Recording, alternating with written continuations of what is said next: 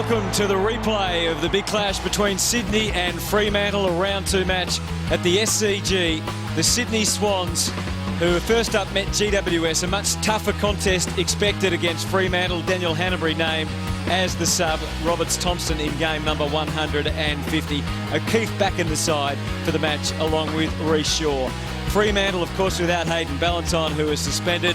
Michael Barlow for the second week in a row named as their sub. A blustery day under fine conditions, but a big match between Freo and Sydney. Win it today. A lot of unknowns about this game, but what we do know is it's underway. And first up, bit of a non-event. Well done by Sandlands. Knocked it away from Seavey. Got it down to Pavlich, who started in the centre. So that's the first thing. With Jack Anthony, the late inclusion, and there he is on cue. Taking it and dishing it out to McPhee. He tried to wind his way through, but took on too much. Both Goods and Pavlich starting in the centre bounce. I thought Goods might start forward, but he hasn't, and thought Pavlich would. So both the stars playing in the centre bounces to start. And it looks like Bird's had a couple of rolls, Jace, of recent times. It looks like Craig Bird might have the job on 5. I'm just trying to pick it up now. He's not far away from him at all there, Paul. I reckon you're right. And that's a bloke you've got to give attention to. We've also got Reece Shaw running with Hill. Well, Sandlands has got another knockdown, but he handed it to McVeigh, who gave it straight back up. And Big Sandy's taken the mark, and he's up and galloping. So he's an issue already for the Swans. Anthony, who missed last week with a minor calf injury, and Matten's feeling some heat already. We're going to have a ball up. Hill has one that's always struggled against the Swans, Joe. I think he's averaged about 11 disposals. He generally gets a Nick Smith, but you mentioned, I think you said Reece Shaw might have gone to him. So sure, he's played on him a couple of times as well. McPhee watching Goods. Seabee came in to have a bit of an impact. Jack, who looked like he was right back to his best last week after all those injuries last year. De Boer, part of the mix in the forward line for that forward pressure, and it's a baller. Yeah, you just can't get a quick kick out of these stoppages because we've got Subin free and we've got Dawson, Zach Dawson free as well. So Sydney, if they're going to get the ball out, wouldn't need to use hands and a chain of handballs to get it out of there. With a long line of players all down the middle of the ground. So the clearing kick came and it's back into the congestion, but it works all right for the Swans. Rowan, he knew what he had on, skirting down the ground. And McGlynn heads deep into the 50. We saw what Jetta could do last week.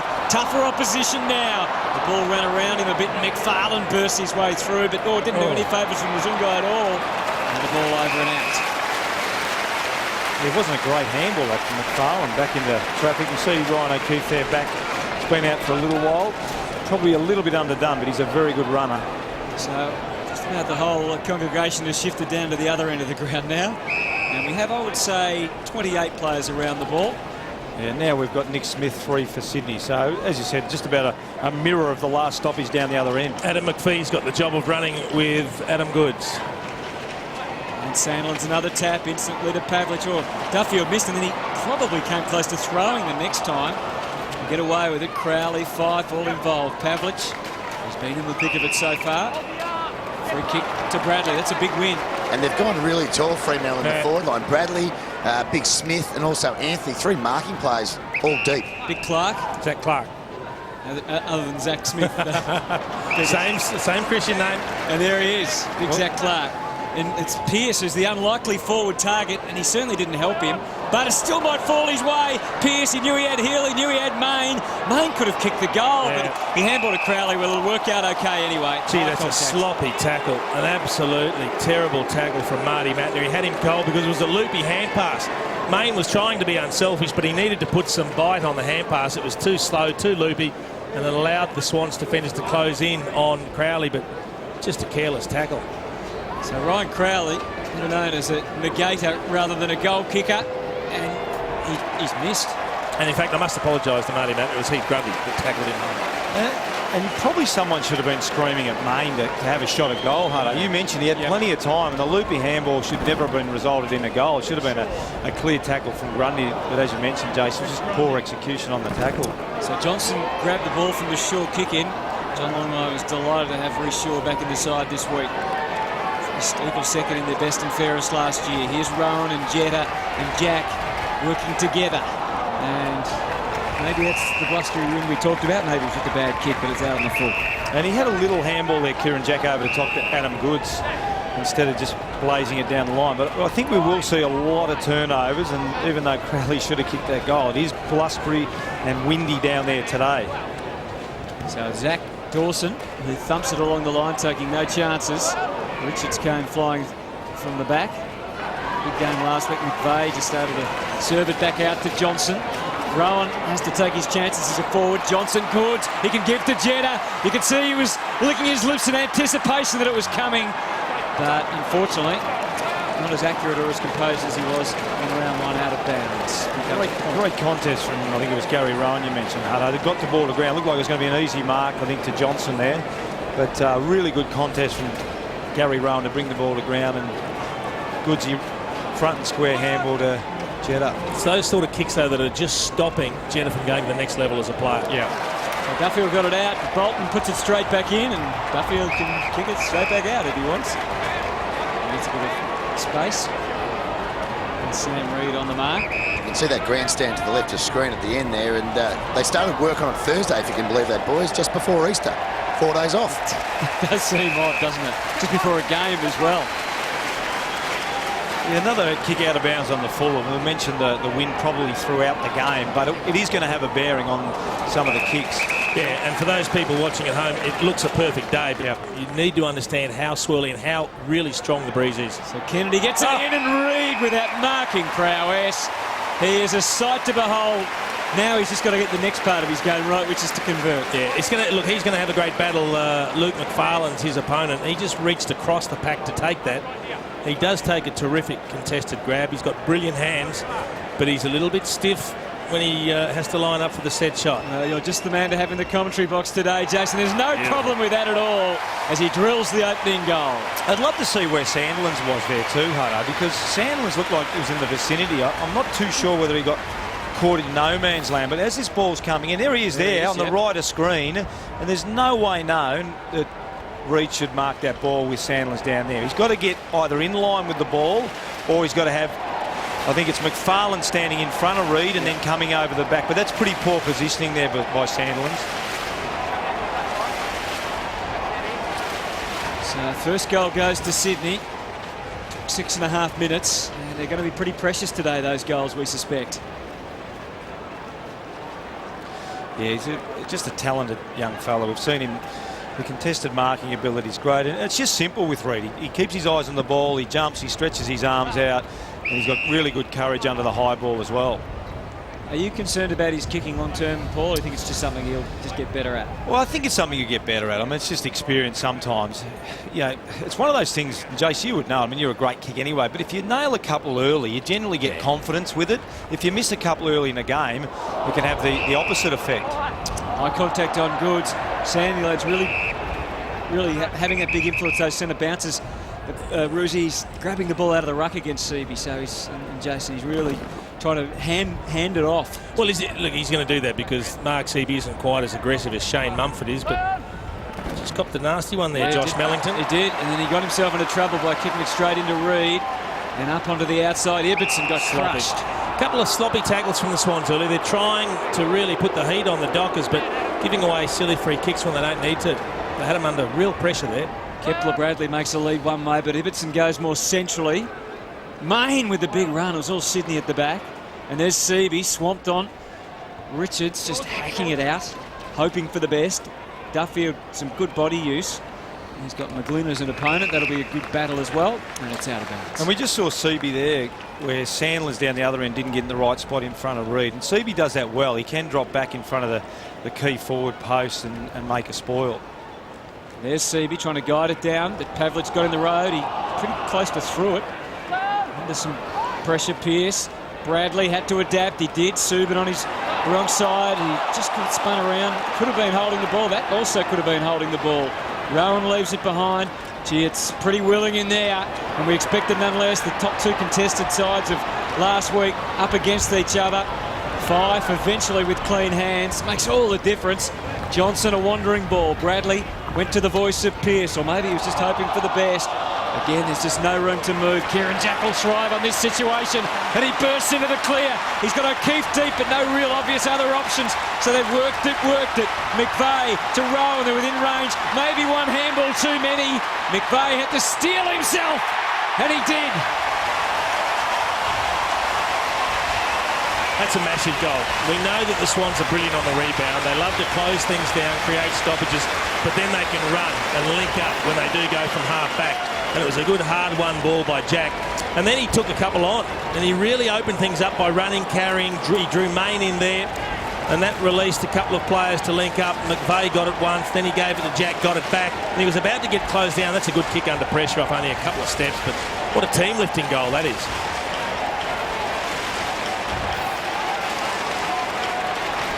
I'll tell you what, it all started from that hard ball get from Kieran Jack Hutto. I think you mentioned the clean hands of Fife earlier, and that's going to be a big difference here. The team that can be clean around the football and take it one grab without fumbling it can have a good chance to win today. Good luck, Lewis Roberts-Thompson, against Aaron Sandlands there. Well done for Fife. And he emerges again. What a game he played last week. 30 disposals. And the unbelievable goal on the left boot. Here's Bradley somehow getting it out. I don't know how. No. Threw it over the head. Anthony was involved, and Mellington and Pavlich, but they're on the back. Oh, there's a little shove. Interesting matchup at the moment in Sydney's forward line. Lewis Jetta's gone deep forward. He's got Zach Dawson as an opponent, who's used to playing on tools and strong players. Might be a little bit too elusive for him. It would make you a little nervous, wouldn't it? Ibbotson shadowing Ryan O'Keefe. Once again, we find the ball over the boundary line and out of bounds. So In fact, they change now, and Dawson goes on to O'Keefe and Ibbotson on to Jetta. So Seavey having a rest, which look at the difference between Sandlands and Roberts-Thompson. And well, Roberts-Thompson didn't do a bad job there, and his follow-up work is great. In game number 150, a real popular member of this Swans outfit, and Paul can tell us more about that. But here's Duffield with the heat on. He needs to be precise with the kick. Hill did well with Shaw for company, and they've worked it via Crowley to Pavlich. And into Bradley. He's been covering a lot of territory so far. Alex Johnson was a really good story of last year for the Swans. Expecting to play so many games. Grundy takes it to Parker. Yeah, Lewis Roberts-Thompson needs to obviously compete hard, Hutto, at the stoppages, but his strength is get after the ball, spread, really make Sandlands work hard after the stoppage. Free kick, and Reid already proving to be dangerous. He's a long way out. He's got to wind up here. Got Goods deep forward now. He just tried to set it up for Goods. No room for him, but plenty for O'Keefe. And this is a terrific start by the Swans. Yeah, two balloon bombs going into the forward line. Ross Lyon wouldn't be happy with his defenders at the moment in the Fremantle coaches box. We've seen Sam Reid mark one, and now we've seen Ryan O'Keefe mark one as well. But really, they haven't been direct passes. They've been just a bomb into the top of the square, and the Swans forwards have marked two of them. So the inside 50 count is pretty much level, but the scoreboard, quite a disparity. It's an 18-point lead. Well, it is a brilliant start, isn't it? We mentioned prior to the match that if they could take the initiative, they go a long way towards getting themselves in this game sitting, and that's exactly what they've done. You just saw McFarlane pushing Reid under the ball there. He's obviously concerned that Reid's already taken one good mark and didn't want him to fly for another. And this time, we saw Sandlands again just in the bottom of left front, and he just wasn't quite there again, Paul. Yeah, well picked up, Hutto. He was there, but didn't get there.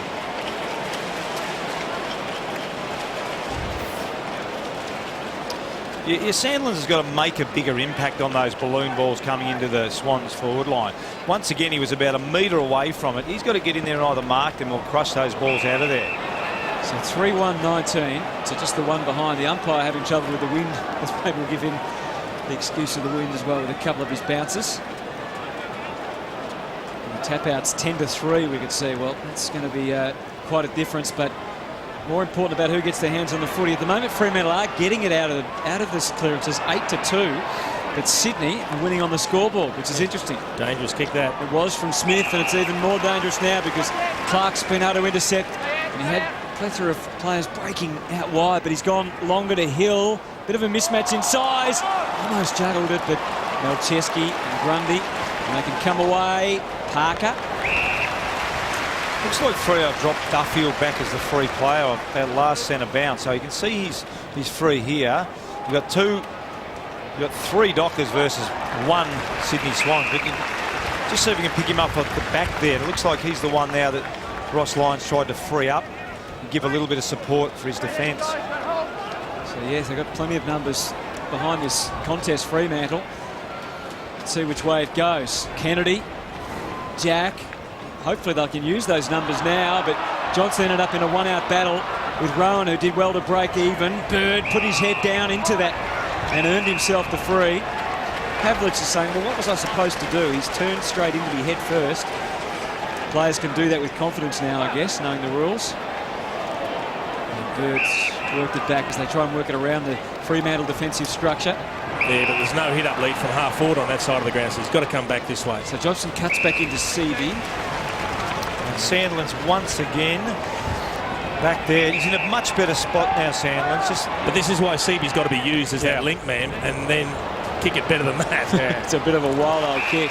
Now it's Main that gets back to take it. You'd think it'd be a slow play here for Freo, but no, they're going to take the initiative and go. And Duffield sees Jack Anthony, just has to hold his ground. He's got through the first part. Now he's got to kick accurately. Had a look across the shoulder. Looked like he wasn't sure what to do. The goal umpire almost went down on his off, but it's a goal. Well, that ball must have come back a mile. Yeah. The goal umpire looked like he was running at the left-hand point, or the right-hand point post as Jack Anthony looked at it. And then he did an about-face and started running back towards the other side. This should give us a good look at it, shouldn't it? He just held his position well. He didn't push Grundy. He just held his position, let Grundy bounce off him. Then he picked it up, and it started wide, and that just hooked straight across the field. Look at the goal umpire doing some work. That's a great finish. This will give you a bird's-eye view of it. Brilliant camera work here to pick it up. Oh, that's been a mile. Oh. Well, he started it outside the point post. That is amazing. That either gives you an idea of the wind, or that's the best kick I've ever seen in AFL football. Well, he did have some stunning accuracy results, didn't he, in his first couple of years? I think it was 25 goals, 6 in that first year that he really burst onto the scene. But that was either brilliant or an absolute fluke, one or the other. They'll take it. They needed the goal. Shaw sends the Swans forward. That handball by McGlynn, a little speculative. In the end, it was too tough for Bolton. So Crowley. And then on the way out, Broughton. And he finds his man in De Boer. So the margin back to 12. A much needed goal for Freo. Clark playing in front of Richards. He's a good story as well, isn't he? Really starting to look at home at the level.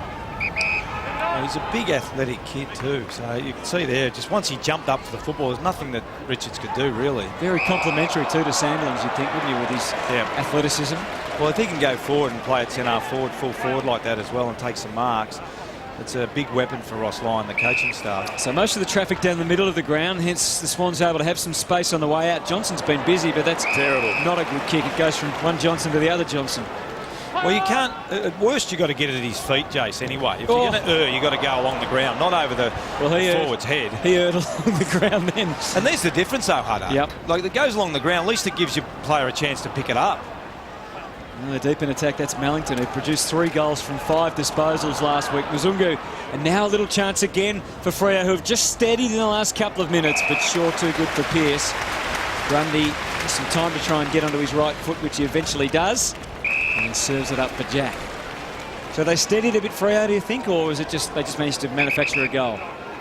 Yeah, both teams, it's just inside the forward 50, Hutto, I think. Just those couple of contested marks, but between the arcs, it's been pretty even. Well, bad turnovers, killing players at the moment. Turned a few, both sides have turned a few over. And it's going to be a relatively easy shot for goal, even given the wind here for Chris Mayne.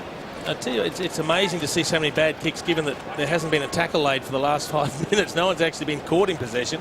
They've all been under pressure and felt the pinch and really turned it over. And I think it was Kieran Jack on that occasion looking to square the ball into the corridor. And well, just further to that, Jason, Sydney have had 7 kick clangers to Fremantle too, so 7 times they've turned it straight back over to the opposition. Well, it was a Sydney clanger here that's provided Mayne with a shot for goal. And Mayne has done the rest. And we're almost back on level terms. Yeah, one area you just cannot turn the ball over. You know, if you turn it over on the wing, it generally goes out of bounds. But if you're looking to go back inside the corridor, and here it is here, you're looking to go back inside the corridor, you know, once again, over the head, you'd rather it be along the ground to Jude Bolton. At least it gives him a chance. But turn it over there, good luck. Yeah, it's all over. So that's a goal clearly generated by the Sydney Swans defence or midfield in Kieran Jack. But still a good finish in these conditions.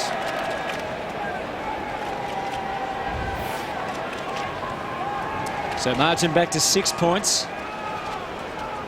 7 minutes 40 remaining in this opening term. Kennedy locking up with 5 as we watch Sandilands win another tap down. Crowley, no escape for him. Well, it's 11 inside 50s Freo, only 7 to Sydney. So it really has been those couple of contested marks, and now the Swans are starting to turn the ball over. Well, of those 7 entries, Rouge, they've scored 4 times, Sydney, so they've been pretty efficient when it's gone in there. Mallington. Oh, I think the umpire's going to ping him. Ruthless. Ball was free and then you locked it in. That's what he said. Bolton gives it plenty. It's a low ball. Mazunga able to get back into the right spot.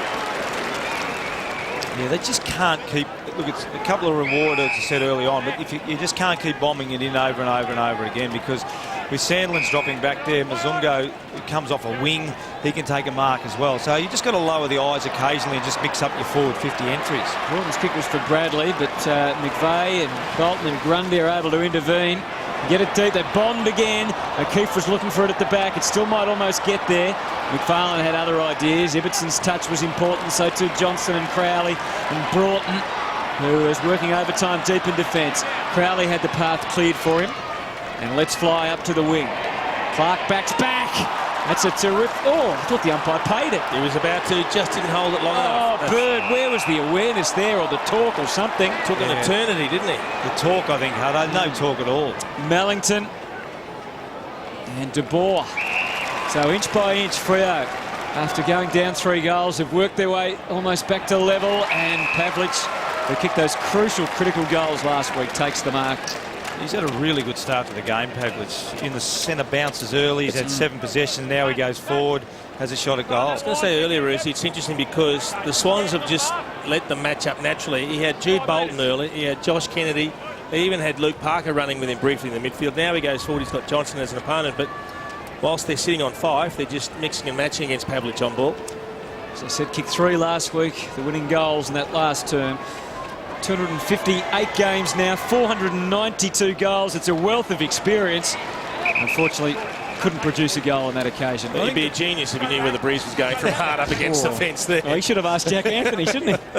I think the flip side to what you said about Pavlich, Chase, was it looks like McPhee's going with Goods everywhere. Yes. So they've obviously decided, Ross Lyons decided that Goods is the man, whereas it looks like Bird's going with 5. Yep. And you can really, it's hard to tag more than one player these days, isn't it? Yeah. Because then you do too much damage to your own structures. Oh, here's 50. They were too slow in getting the ball back to Reid. What a critical error that could be. Zach Dawson.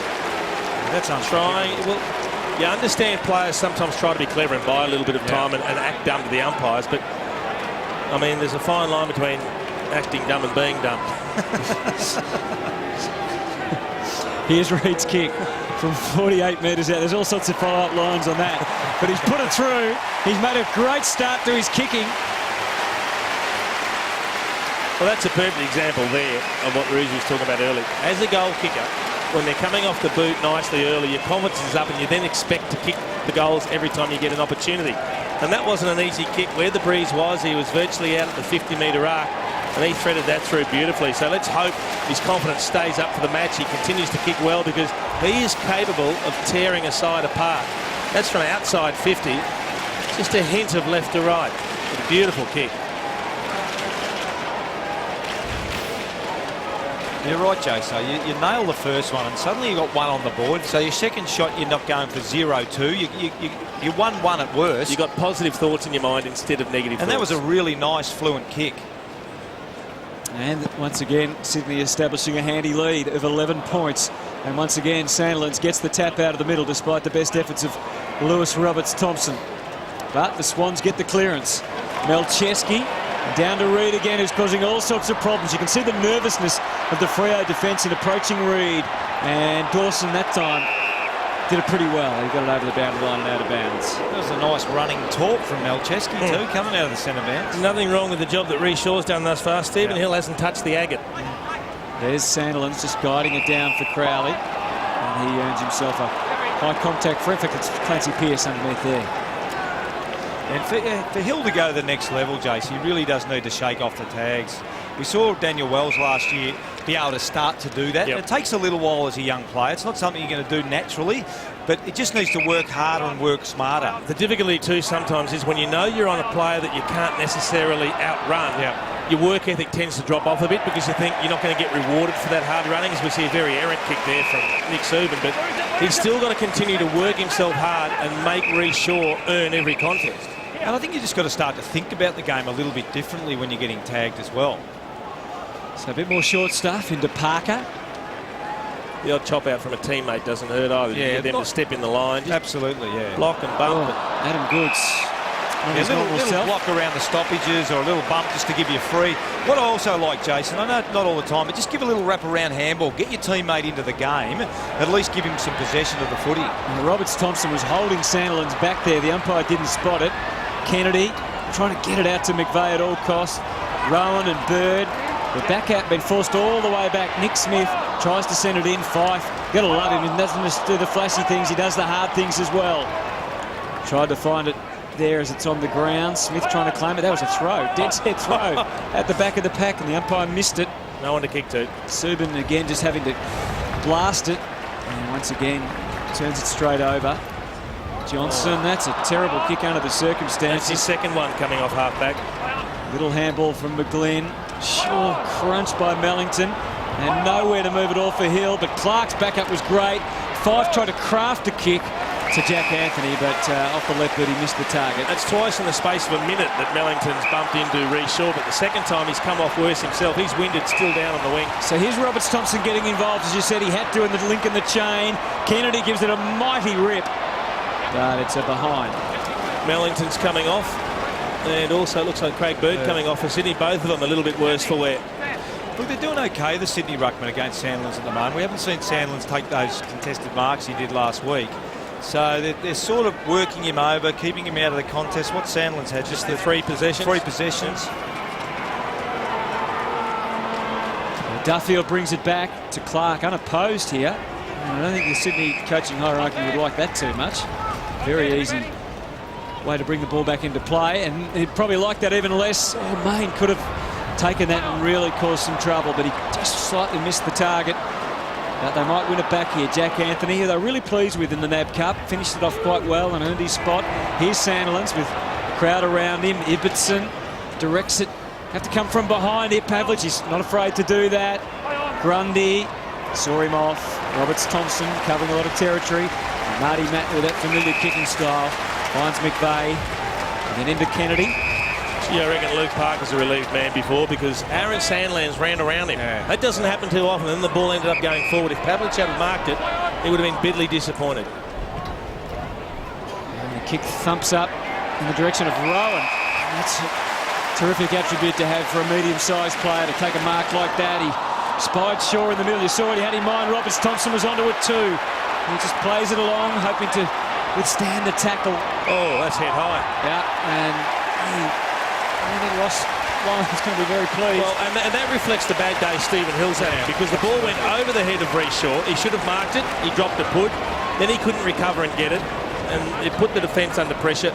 And Mzungu couldn't get the ball as well, and that's just a ridiculous approach on the man. He's hit him with his hip to the head. There can only be one result there. Yeah, that's very poor, that. So here's the shot coming up for Ben McGlynn from 30 out. He's tugged it a little left, a lot left. And you're right about Hill, Chase. When you have it getting tagged, you can't afford. He's dropped 2 marks now, so they're 2 possessions that we see. It's just poor. That is a very, very poor effort. That you just can't give away soft free kicks. But Hill, you mark those 2. You got 2 possessions. You're into the game. You're away. All of a sudden, you drop 2 of them. You're back on. I think you're still on donuts, isn't he? He is. Yeah. So, your confidence then goes further down. So you tell you what, that's about the 3rd good mark Clark's taken. What a terrific sign for Fremantle. Unfortunately, the kick not so flash. Chesky sends it straight back in again. Adam Goods out to cause some havoc at half forward. Decided to go by hand. He wants it back, but Rowan's got other ideas. Thinks he can go on his own, and he couldn't. He might have been able to give the handball there to Adam Goods, I think. So Not sure whether Goodsy's telling him at the moment. He was calling for it. Would he be, do you think? Would he tell him? Oh, look, Goodsy's actually quite good. He won't be giving the young fella a spray. He's a very good teammate, Adam. So, but he wouldn't just let him know next time you might want to give it to the dual Brownlow medalist and captain of the team. Politically pretty smart, I would have thought. Well, when the match committee's, two captains are in match committee, it's not a bad way to do it. Here's Duffield. A lot of fumbling going on out on the ground at the moment. A lot of pressure. The players are feeling. Oh, Rich Shaw not happy. He looks back at McGlynn going, why would you do that? And He's Pickers, kept him to nothing. How's that wind down there, Pickers? And we're seeing a lot of kicks. Oh, now does that kick count? That doesn't count. I think it was after the siren. He's got a mark to his name, but no possession. It is very swirly still down here, boys. All right, so it's quarter time, and Sydney, despite some pretty poor kicks, lead 4-4-28 to Fremantle 2-2-14. So a great start for the Swans.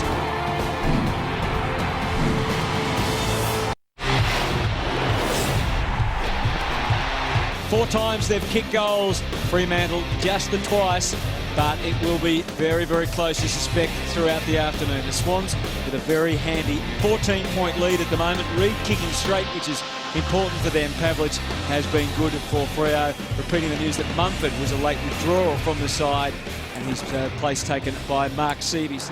Second quarter underway, and already we can see Sandland's get another tap, but it went straight to Goods. And eventually Smith it is that kicks Sydney forward. Duffield with his hands full down there, uses Johnson on the way out. Now Fife, try and get into some space. He's had just 4 disposals so far, so not the dominance. Here's Hill's first disposal, if he ever kicks it. Deep, there's a probing ball down there for Bradley. Held his ground, but Anthony backs up well, and he knew where De Boer was. Over to Clark, not a great time to fumble. So close to goal, such a golden opportunity. But once again, the ball probably a better place to snap it. They're just a little bit unselfish because they've got options. It wasn't a great hand pass. We've talked about Sydney with their bad kicking, but Freo's handballing. They've made a number of critical handball mistakes, and they are handballing more than Sydney. Here's Goods. Good tackle from Fife. Oh, Bird. They're just purple everywhere. Oh, gee, ducked into that one. He just put the head down and charged. He did. But you're absolutely right, Harder. The amount of handballs, and that's clearly not affected by the wind. The winds might be picking up a 20 to 30 metre kick, but it's not going to pick up a 5 metre handball. So the Dockers are really costing themselves with those short handballs that are hitting the deck too often. It's interesting, we saw Adam Goods get the first centre clearance. Adam McPhee starts outside the square and doesn't pick him up until after that first bounce. Really hard to do that as well. And you look at the numbers in that contest, boys.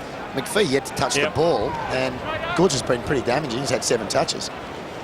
Yes, he's had just the 2 kicks and 5 handballs, so maybe he's just limited his space, but he's certainly getting his hands on the footy. What about that for a mismatch? Well, that was just one man getting there first. Benny McGlynn desperate to get in there, and he got down low before Aaron Sandland's bent down to pick up the ball. You can't blame Sandland's for that. Sandland's on the mark, so eventually see where his man's disappeared to. Goods. And just brushes aside McPhee. Gives it plenty. Jetta has just a little look to see where it's going to land. He can't quite get on the end of it. It's Subin for company.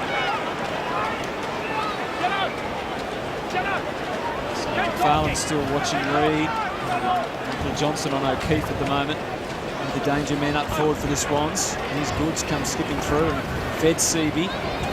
Parker works his way around onto the right boot. Reid not in the best position that time. The kick certainly didn't do any favours at all. And Duffield's dropping off at pretty much every stoppage, so the Swans will have to be careful of that. Either their forwards are going to have to round him up, or they're going to have to do a better job with their disposals inside 50. But McPhee, you touched on before, Jace, he's just a step behind Goods around the stoppages. He's just not a natural stoppage player, McPhee, whereas Adam Goods certainly is. So Jack Anthony's kick went out of bounds on the full. The ruckmen are barely going to arrive for this boundary throw-in.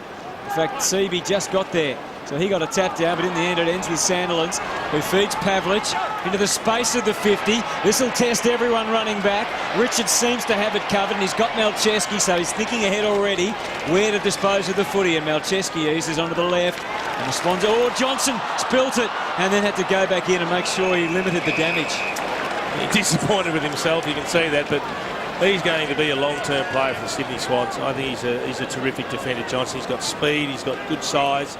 he'll get stronger as he does more pre-seasons. A lot to like about him. Just 20 years of age, exceeded all expectations last year. Fife, no free kick. McVeigh, got McGlynn. They've certainly had some links on the way out, Sydney.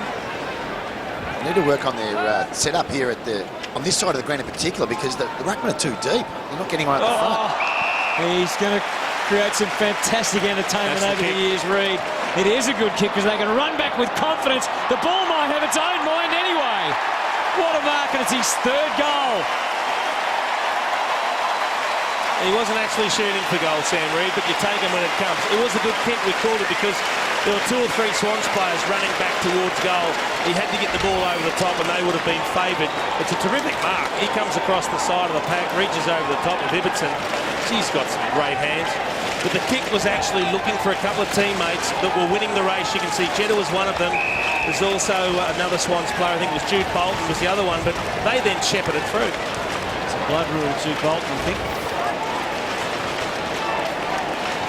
I know over the years, Brucey, we've had Plugger and then Barry Hall and Adam Goods as the marketing tool for the Swans, but Sam Reid can just become this. I mean, he can become a great attraction, can't he, to come to the SCG and watch the Swans? Absolutely, because there's not many young players that come into the game that can catch it like that. And if he can add that goal-scoring ability to his game, he's going to be a very tough player to play on. Speaking of which, Sanders from the Mazunga kick took the mark, and the smart reply, hopefully from a Fremantle point of view, coming up. While that was happening, we saw Jude Bolton go off with the blood rule. Brucey, how many years you coaching for? 8.5. How many times did he come off with the blood rule? Plenty. Plenty. The famous 2005 where he had the egg wrap on the head and the helmet on in the team photos. That sums up Jude. And Sandlands didn't look all that convincing, but it's a goal nonetheless. And I think that's for Sandlands to take the absolute next step. That's what he needs to do. He should be able to go forward. Now, I know he does play a lot of game time in the ruck, but certainly with Clark, who's had a good start to this game, if Clark can go in the ruck a little bit more and give Sandlands a chance to go forward. Watch him here. I mean, what can Teddy Richards do? He's got no hope. Yeah, he's got no hope. He's such a big, strong, imposing figure. If he can keep doing that, it's a big feather in the Dockers' cap.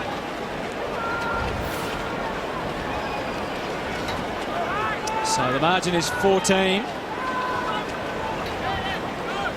And Sydney, after kicking that goal, it comes straight back with Sandlands. He's still in the goal square. Yeah, and I like that, Hutto. I'd really like to see Sandlands stay there, Jace, for maybe the next 5 to 6 minutes. Back Zach Clark in a little bit, and let's see if he can get the ball down there, one out to Sandlands. They just made a change, and Heath Grundy's gone down there. And as a key defender too, Rosie, you don't blame them for playing behind Aaron Sandlands. You think, OK, he's probably not going to beat me on the lead too much, even though it did happen then. But you need a run and a jump to get anywhere near the height you need to spoil the ball, You can't play him from in front, because he's just going to put the telescopic arms over you and mark it. 5. And straight back to McVeigh. The penetration is there, but this time McFarlane was able to read it. He can work it with Ibbotson. Clark pushing hard to the wing, just with a one-on-one. It's going to drop a bit shorter than that. And they got to the contest with Seavey, and he's got the footy. Main just had the arms jolted straight away. Goods, there's McPhee. Main disposes for Goods, 6 of them contested. And this is what I talked about before. On this members' side of the ground, the throw-ins just aren't going deep. You're right, there's another terrific example of it. Fife. And the Swans with a couple. Positioned himself well there, Matt. Both sides seem to have those, maybe even +2. So Freo should have some extra numbers, at least one back here. But the Swans, sensing that, have gone super short. And Roberts Thompson didn't finish it the way he would have liked, but Jetta's kick almost hitting Reid, who came bursting through. Pressure from Johnson. Now Dawson has the heat transferred back to Ibbotson. And neither team at this stage had an ability just to hit a short target inside 50, and it's really hurting both sides at the moment. He really kicked back into traffic, Lewis Jetta, didn't he? And you mentioned Hutto, I think Melcheski, well, Teddy Richards off the back, so both ends there's an extra number behind, so it is going to make it hard if you just get a quick kick it out of the stoppage. Kennedy He forges a bit of a path. He's kicked to an area at least where it's one-on-one, even though there's more Fremantle numbers coming. Initially, at least, it was McGlynn versus Everton. McGlynn was able to win it and then caught without the ball. Has to get it there. So it's a good victory for Ben McGlynn. And Malchessy's got a powerful left boot. He uses it to pretty good effect. Reed's in the mix again. He can do no wrong. He is creating all sorts of problems for Luke McFarlane. McFarlane's been a terrific key defender for many years now, but this young man, he's toweling it up. He's almost growing by the week, isn't he? I thought he was unlucky not to get a free kick for being manhandled in the lead-up, but what I loved about that is he didn't play for it. He still attacked the footy and took the one-handed chest mark. So Sydney lead by 14, and Reed, unfortunately, with confidence up, has missed one. Old habits die hard. He just kicked that far too hard, didn't he? Smashed it. Yeah, he just smashed it. It was a But you're right, Jace. I thought McPhee actually given away a free kick there. He had him wrapped up and he was sort of ragdolling him a bit. But the great thing about Sam Reed, he keeps his eyes on the ball. He never takes his eyes off the football. And I think it really shocked McFarlane that he marked that football. So Duffield goes for plenty. There's a little bit of interference on Sandlands, but the umpire says it's okay. Just a tangle of legs with LRT that took him to the ground. I suspect he's tangled with a few people at LRT like that. He is all arms and legs. Well, it was effective that time, and it puts them deep again. Rowan had the fly that time. Duffield just slightly ran around the ball. Allowed his opponent to get on in there, but doesn't amount to much. Parker, Rowan, who's moved pretty well. He's threatened a bit today. Going to have the ball up. See, it's maybe it's because one kick from the middle of the ground goes deep forward here, but the number of times we've seen Aaron Sandlands trying to get back and just be a couple of yards away. Gary Rowan had a run and jump there because Sandlands couldn't get back in time. Well, he had that injury, didn't he, in pre-season, Sandlands, so he's probably hasn't had the perfect... I reckon there's half a dozen times he's pushed back, and normally on bigger grounds there's a transition kick before you get that long one forward, but from a lot of places here at the SCG, you just bomb it straight forward and he's not getting there in time. Yeah, nice, good call. Lewis Roberts-Thompson, Gary Rowan, no one on the outlet, so he decides to kick it. Wasn't a bad effort either. Duffield just hesitated for a moment. Jack Anthony's got to go and he knows it. What a mark. He's got a good ride there. He started pretty well. Jack Anthony's got involved. He certainly hasn't been in the forward line all the time. He's pushed up the ground. He's had 7 disposals. Well, he could prove to be an important player from Hutto. Just if he can kick 20 to 40 goals, it just gives him another string, takes the pressure off Pavlich going forward all the time. I think with Pavlich and Bradley, I mean, they're both mobile players, aren't they? So probably feel they can play that extra forward. Yeah, I think they can.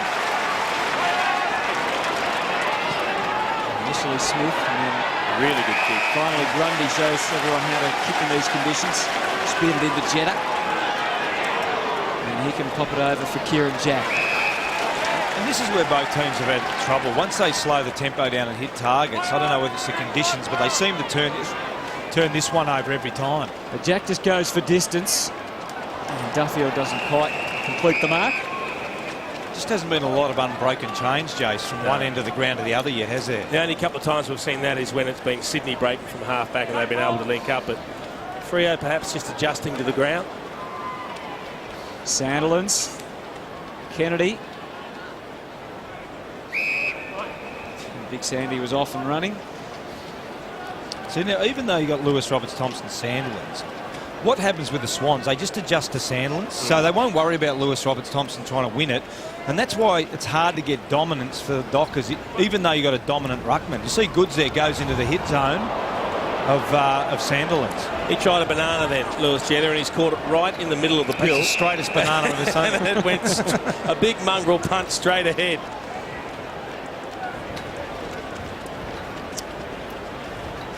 So they're still in the attacking area.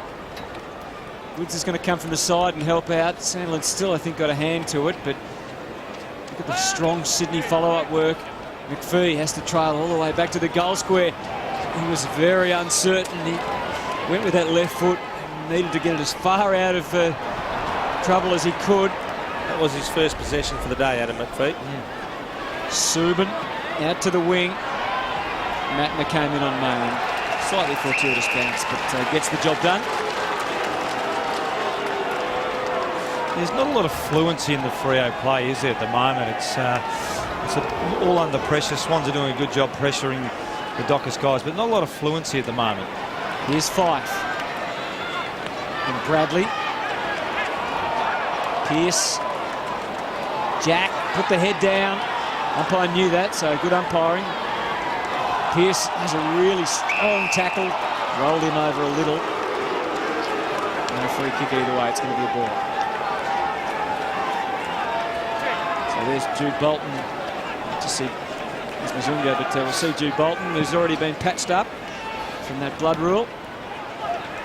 Fife, nice little give for Hill, but Shaw is so close to him on all occasions. That was the classic one there, Hutto. Even though Sandler's got a really nice hit, set play looked like out to Fife, Jude Bolton was already on Fife because they're not rucking to Seavey, they're rucking to Sandlands. No one really got a tap. Sandland's had just a glimpse. Bolton heaves it out. Shaw just had his wits about him, knew what Hill was going to do, so he got himself into the clear. So it's again, that pressure is on McPhail. It's really telling at the moment, isn't it? Reed thumps it, gives it plenty. Roberts Thompson. And Jetta was there and good sliding across the turf. It was a dangerous kick. Subin had to leave Jetta to go and give assistance for the spoil on Roberts Thompson, and it nearly came over the back. They've got the alternatives on Reed if he continues to do some damage. We'll just check that recipe for success in a moment. You can see there that the Swans are up in two, and Freo's just using the ball a little bit better, as we suggested. Here's Bolton with the hook shot at goal.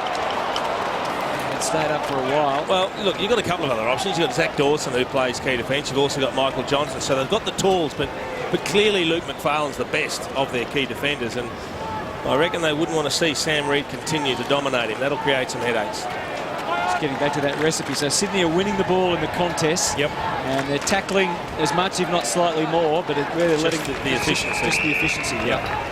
They still have a lead of 16 points. There's those numbers again. It's going to be a tough day for kicking efficiency as well because of the conditions. The more of those categories you win, the more games you win. Here's Fife. Oh, boy. He did well, and then he was off balance. It's not going to help their kicking or their disposal efficiency. Amazing that leading all possession getters on the ground is Alex Johnson at the moment. The youngster at half-back for Sydney's played a great game. McVeigh, depth on the kick. Zach Dawson, a little nonchalant handball was good to McPhee, who saw some space and he knew he could keep on bouncing. They're all running away from him. He's got no one to kick to. That's the problem. He had to go short. There's nobody deep. Well, it went to De Boer and then out wide for Clancy Pearce. Now John Anthony's getting back. Looking for other options. Bradley's deep. Main comes down as well. Pavlich will wait down. Bradley may have interfered. No. Here's Main. Back for Broughton. Back to Mazungu. Will someone go forward? De Boer. He will. Off the left. Not a big goal kicker. And doesn't even score. He actually did well, Adam McPhee. Didn't panic. He had a couple of bounces. He hung on to the ball as long as he could. And then he found the short target, which bought a bit more time. Well, with Teddy Richards and Grundy down back, with often one of them free, in round one, the Swans grabbed 23 intercept marks against the Giants. So they are a team who've got key defenders that will read the play very well. Reid doing some great things in the back line as well as the forward line. You know, that was the only option, and he weighted that kick beautifully, Sam Reid. So Roberts Thompson pushing deep. Rowan's against Crowley, and he's got it! You know, let's go back to the Sam Reid kick. You look up, and there is a 2-on-1 against you.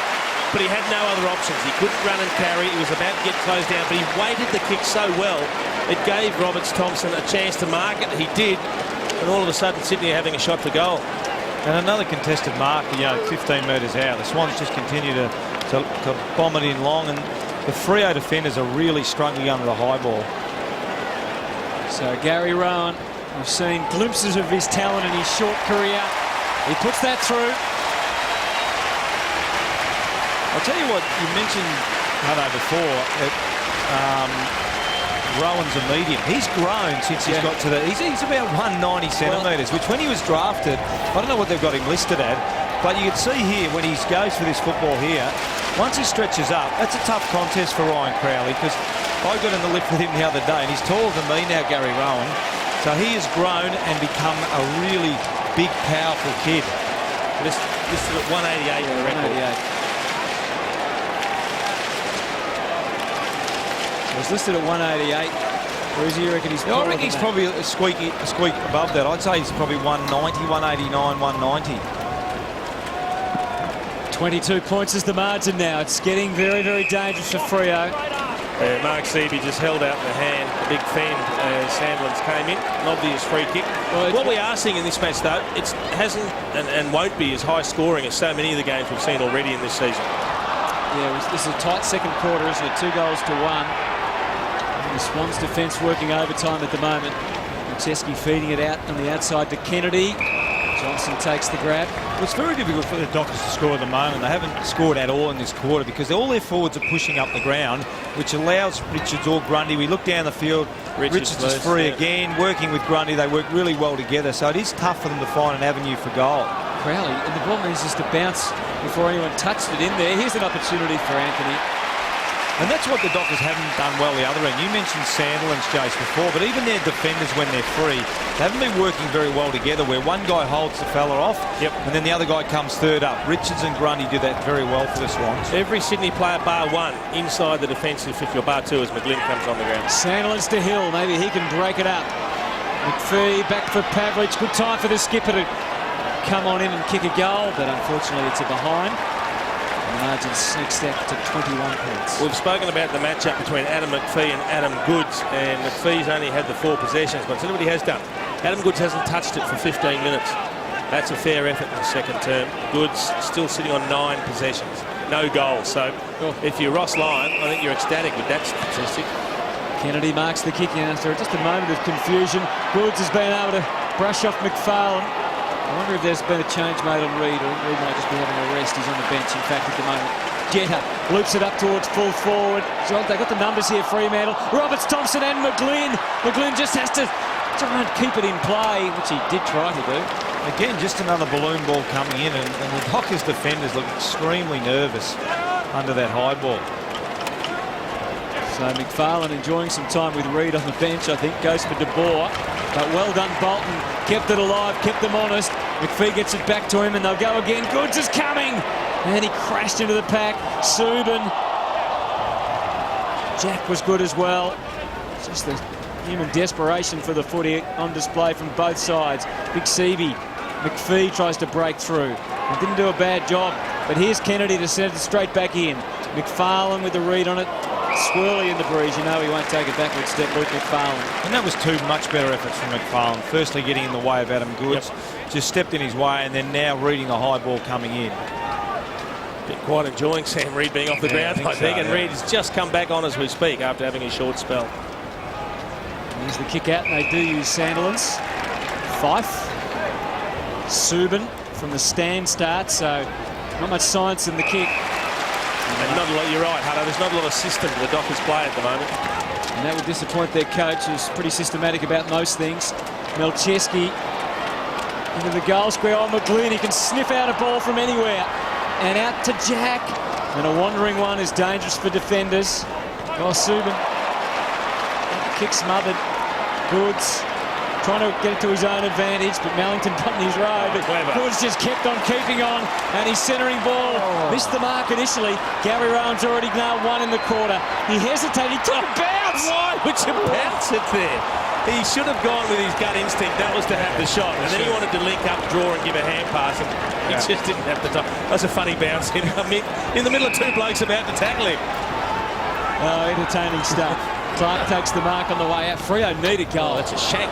They've got to find a goal from somewhere. It's a dreadful kick. Well, they just don't look like scoring at the moment, do they? Grundy, Rowan, McVeigh, the Swans on top in most areas now. Parker, Tungu's efforts were grand, but they've been able to chop them up again.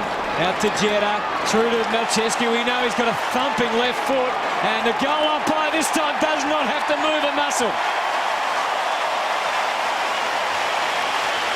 But that all started from Zach Clark, I think it was, over on the far wing. He had Kepler Bradley by himself a mile in the corridor. Then we had some Dockers in front of Bradley and turned the ball over down the other way. And we had, watch here, really good kick from Jared McVeigh. Probably their best decision maker in terms of lowering his eyes.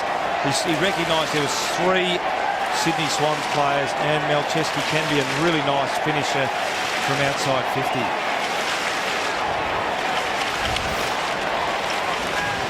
Just decisive lead, isn't it now? You just feel like Sydney's winning the arm wrestle. Just the tight contest, it could go either way. The couple of critical ones that have resulted in goals, they're just edging further forward. A 4-goal lead up here, it feels like a 6 or 8 goal lead in the way we've seen normal games thus far. 8 more contested possessions for the quarter. Freo getting a little bit of a run at it into the 50. Main will try and lock it in there.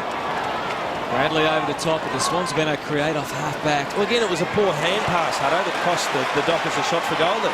You just don't feel like the Dockers can score unless Sydney turn it over inside their defensive 50. Well, inside 50 is 15-7 for the quarter. Yeah. 3-3 to 1 run. You're just not getting enough ball in the midfield. Nah. You just wonder when they'll think about putting on Michael Barlow, who was a ball magnet. Yeah. That's a good call. Pondering that last week, Liam, as to whether a coach would be brave enough to put a sub on in the second quarter in a match. If you pull the trigger early, you do leave yourself open. Just so hard, because if someone gets injured. You do, but if you're heading down the toilet with your game anyway, someone will do it sometime, surely. Well, there's a fine line, isn't there, between being still in the game at half-time and completely out of the game. McFarlane and Bradley, who's won the free. I think Ryan keeps saying, "Oh, it's just standing here." The arms out. They got poleaxed. If anything, Bradley seemed to be off balance himself and just crashed through. Here's the kick. Again, it's just this kick straight to the opposition. And now McVeigh can give Goods every opportunity, but well done. That's superb work by Dawson. But he was 1 against 2. Yeah, just sloppy ball use though from the Dockers. It's been terrible coming out of their defence. And again, it's no favours whatsoever to Broughton, who had to just handball and hope. Bradley. He'd done such good work, Zach Dawson, taking the mark, but then to try and run around Adam Goods, to put your teammates under pressure. Half-time can't come quick enough for the Dockers at the moment. Melcheski tried to trim the kick to make it fit the situation. Again, uncertainty by hand. They just want a handball, but it's not necessarily working for them. Johnson and Subin, Reid, and it's out of bounds. I can't remember seeing so many scrappy handballs. Yeah.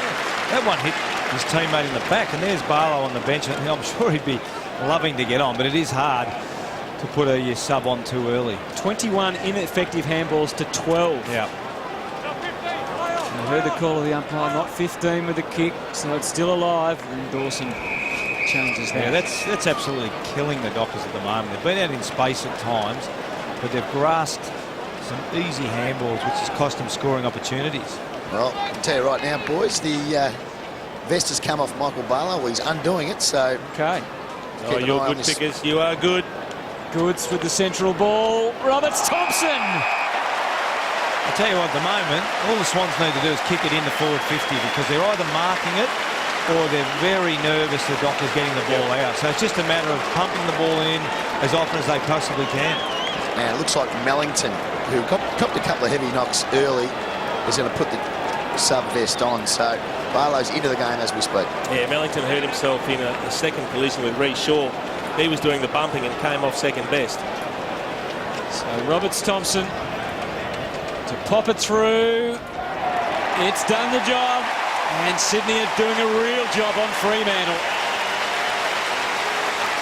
Yeah, look, their defence has been horrible. I hate to say that, but and the reason I say that, Jace, is because those balloon balls coming in, and you watch it here. See this, just a kick. It's just a kick and hope from Adam Goods. And one player puts his eyes on the ball. Bradley, no. I can't pick up who that other Dockers player is from the other side. Is that Ibbotson? Yeah, no. The only player with his eyes on the ball is Lewis Roberts Thompson, and he's marked the ball.